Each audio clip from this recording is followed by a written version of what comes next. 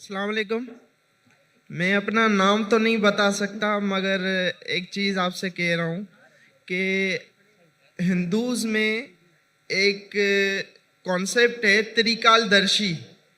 तो बोला जाता है कि कुछ ऋषि मुनीस जो थे वो त्रिकालदर्शी थे, पर एक्चुअली पहले ये कॉन्सेप्ट अल्लाह ताला के लिए था, भगवान ईश्वर परमेश्वर के लिए था कि त्रिकालदर्शी सिर्फ अल्लाह है। मगर मुझे ये महसूस होता है कि भाई साहब, आप मुसलमान है कि गैर मुस्लिम है? गैर मुस्लिम। हिंदू है आप? हाँ। जी हाँ, बोलिए भाई।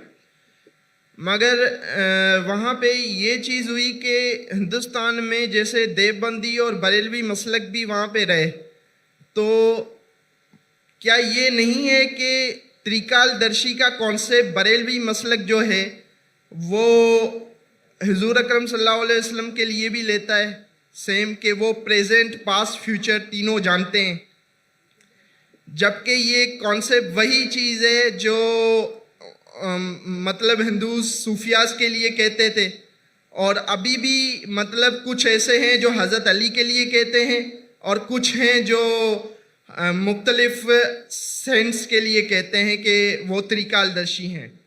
भाई साहब, ये तलीकारदर्शी जो आप कह रहे हैं, कौन से हिंदू किताब में इसका जिक्र है? वेद में है? हवाला देंगे आप मुझे जरा? वेद में है क्या, उपनिषद में है क्या, भगवत गीता में है क्या, महाभारत में? ये तरीकादर्शी है किधर? आपको पता है किधर है?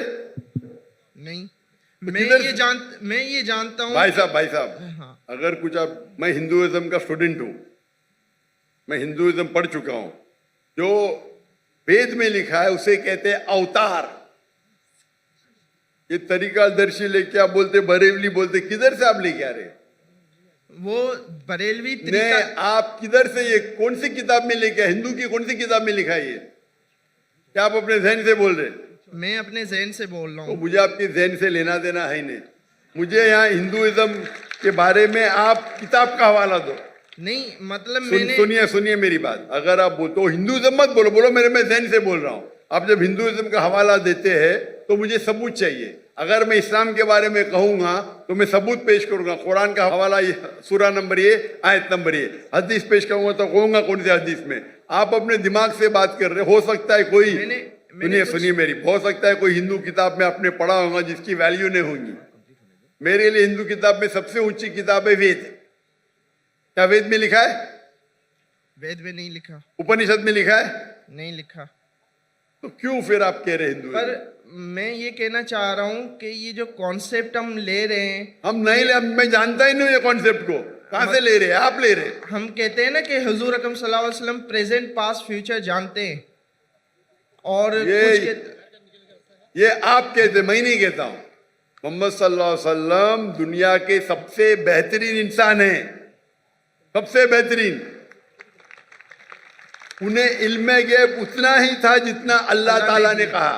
वो कई पास्ट प्रेजेंट फ्यूचर जानते, लेकिन सारे नहीं। उनके पास इल्म था जितना अल्लाह ताला ने उन्हें कहा, उनके पास उतना ही इल्म गैब था। ये आप तरीकादर्शी कहां से लेके आ रहे? ये मोहम्मद सल्लल्लाहु अलैहि वसल्लम के बारे में कहां से लेके आ रहे? मुझे कोई पता नहीं। आप समझ रहे ना? मैं असल में दोनों को कंपेयर कर रहा था कि आप प्लीज, आप पहला हवाला देंगे फिर कंपेयर कीजिए। आप हवाला नहीं देंगे, ऐसी बात कर रहे, लोग को सिर्फ आप घुमा रहे। आप समझे ना? चेहरे पे कपड़ा बांध दिए, नाम ने बोल रहे नो प्रॉब्लम। इतने हिंदू कला है, इतने सवाल पूछे कल, आप चेहरे पे कपड़ा डाल के लगे। मुझे कुछ शक हो रहा है। आप हवाला दीजिए, मुझे कोई एतराज नहीं तो दूसरा कोई सवाल पूछिए। दूसरा सवाल ये है कि जैसे हम नास्तिक का वर्ड है, अब इस्लाम में काफिर का वर्ड है, तो क्या ये दोनों वर्ड सेम है? भाई साहब ने पूछा कि नास्तिक का मानी और काफिर का मानी सेम है? नहीं, सेम नहीं है। नास्तिक मानी जो खुदा या ईश्वर को नहीं मानता, वो कहता है इसका वजूद ही नहीं है, एथियस्ट। नास्तिक मानी एथियस्ट, मतलब वो कहता है खुदा का वजूद ही नहीं है। काफिर के मानी वो है जो कुफ्र करता है, छुपाता है। काफिर आता है अरबी वर्ड कुफ्र से, मतलब छुपाना। और इस्लामिक टर्मिनोलॉजी में काफिर उसे कहते हैं जो इस्लाम के हक को झुटलाता है। छुपाना या झुटलाना उसे कहते कुफ्र। अगर अल्लाह सुब्हाना व ताला या अल्लाह के अहकाम को नहीं मानता है और झुटला आता है, उसे कहते हैं हम काफिर। तो काफिर नास्तिक हो सकता है, नहीं भी हो सकता है। ये दोनों लफ्ज अलग है, लेकिन नास्तिक मानी जो खुदा में नहीं मानता। काफिर खुदा में मान सकता है, लेकिन गलत खुदा में मान सकता है। उसे कहते हैं इंग्लिश के अंदर, आप जो काफिर कह रहे हैं उसे कहते हैं एथियस्ट। नास्तिक को कहते हैं इंग्लिश में एथियस्ट। काफिर को कहते हैं वन हु रिजेक्ट्स। दोनों में फर्क है। हो सकता है कभी नास्तिक और काफिर एक हो जाए, और नास्तिक काफिर हो सकता है, काफिर नास्तिक हो सकता है। दोनों के मानी अलग है।